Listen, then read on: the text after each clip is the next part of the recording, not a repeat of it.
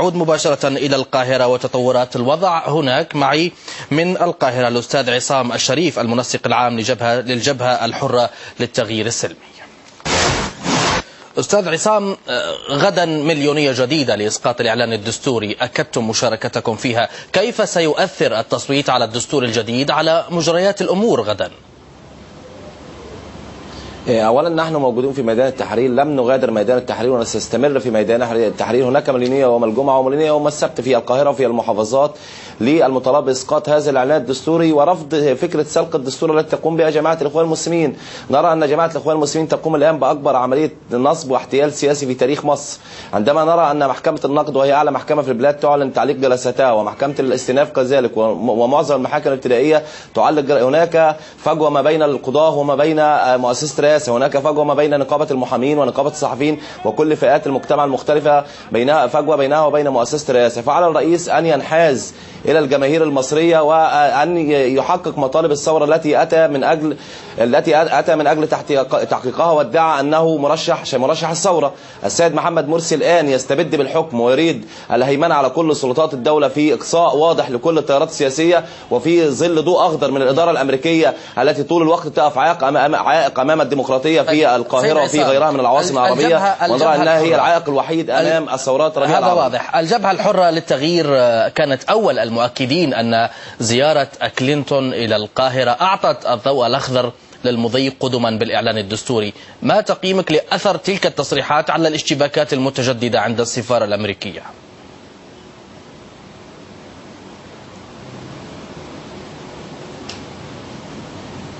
لأن الجماهير المصرية فعليا تأكدت وتؤكد أن الإدارة الأمريكية لها دخل بما يدور داخل مصر، والإدارة الأمريكية دائما تؤكد على تأمين إسرائيل مقابل استبداد أي شعب من الشعوب العربية. والواضح أنه بعد أن غادرت السيدة كلينتون القاهرة بدأت الداخلية المصرية في قمع التظاهرات في ميدان التحرير واستخدام المسيل للدموع وهذه القنابل المسيلة للدموع من صنع USA، من صنع الإدارة الأمريكية.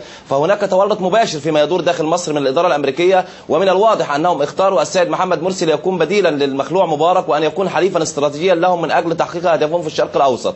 ولكن نحن نملك الآلة الحقيقية، وهي آلة الجماهير المصرية التي ستدافع طول الوقت عن تحقيق أهداف الثورة. ورفعنا شعار لا دستور ولا إعلان، لسه الثورة في الميدان. سنكمل في الضغط الشعبي في ميدان التحرير وغيره من الميادين. الثورة في الميدان، الثورة في الميدان. خلينا عند هذه النقطة. سيد عصام، أرجوك اسمعني لأن الوقت ضيق جدا وأريد أن أحصل منك على أكبر قدر ممكن من المعلومات. أرجوك اسمعني. اتهمتم من وصفتموهم بميليشيات الإخوان بتكسير منصة القوى الثورية والاعتداء على أعضائها ومطاردتهم. هل تتوقعون تصعيدا قبل مليونية السبت؟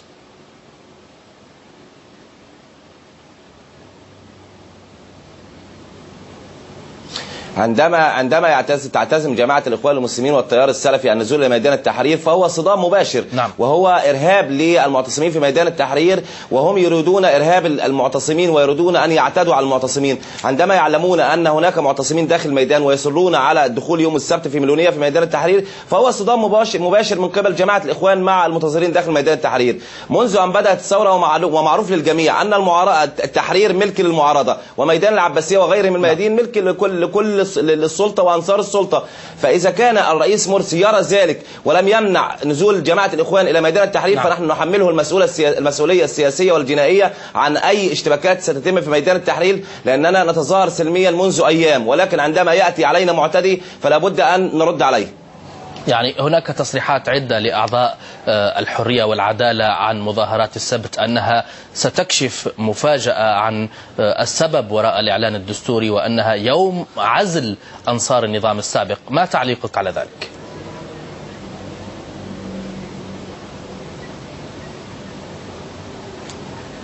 أولا من يوجدوا في ميدان التحرير ليسوا من أنصار النظام السابق، هم من كانوا شركاء للنظام السابق في الفترة الماضية. أولا جماعة الإخوان المسلمين لم يدخلوا البرلمان المصري إلا في عهد مبارك، والسيد محمد مرسي له تصريحات قبل الثورة وهو يخلو دوائر بعينها للرموز الوطنية أمثال فتحي سرور وخلافه. نعم. فهم من كانوا شركاء لهذا النظام السابق. نحن ليس لدينا فلول في ميدان التحرير، من في ميدان التحرير هم الشباب الذين أشعلوا الثورة المصرية، ولن يرهبنا تهديدهم ولن ترهبنا تصريحاتهم الإعلامية، نرى أنها حرب إعلامية من أجل عمل حرب نفسية على شباب الثورة في داخل ميدان التحرير، ولكن نؤكد لهم أننا مستمرون وشهداء بالملايين حتى تحقيق أهداف الثورة، ولن نتنازل عن سلمية الثورة المصرية. عليهم أن يعوا أنهم في حالة نزولهم ميدان التحرير فهم بادئون في حرب إبادة مع الجماهير المصرية في كل ميادين مصر. من القاهرة الأستاذ عصام الشريف المنسق العام للجبهة الحرة للتغيير السلمي، شكرا جزيلا لك.